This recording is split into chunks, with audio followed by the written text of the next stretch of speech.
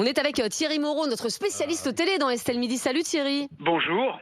Alors Thierry, on parle de télé-réalité où on voit effectivement des filles hyper sexualisées, Oui. qui ne sont pas tout à fait des filles que l'on croise au bureau ou dans la rue. Enfin, en tout cas, j'en croise très rarement.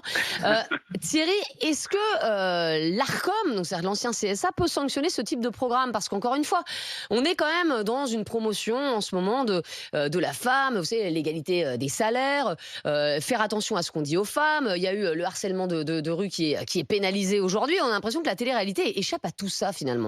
Alors, c'est pas faux. D'abord, il faut, pour rebondir sur ce que disait tout à l'heure Daniel, le public cible de ces émissions, c'est les 10-18 ans. Donc, un public très très jeune. L'année dernière, c'est des émissions qui ont rassemblé entre 300 000 téléspectateurs et 800 000 téléspectateurs. Ouais. Le secteur, ça pèse 1,5 milliard d'euros de chiffre d'affaires annuel. C'est énorme. Ça fait vivre 12 000 personnes. Ouais. Donc, Ah c'est oui. un enjeu économique. Et effectivement, dans ces émissions, vous avez un stéréotype de la femme qui est absolument incroyable. Il faut avoir des poitrines généreuses, des lèvres pulpeuses, une taille de guêpe, si possible des fesses rebondies. Et le problème, c'est que sur les 10-18 ans, eh bien, il y a une volonté ou une envie parfois des téléspectatrices jeunes de vouloir ressembler à leurs idoles et donc de faire la chirurgie esthétique, par exemple. D'où le boom de la chirurgie esthétique chez certains jeunes. Mais Donc, c'est il y a un lié vrai pour vous, danger. ça?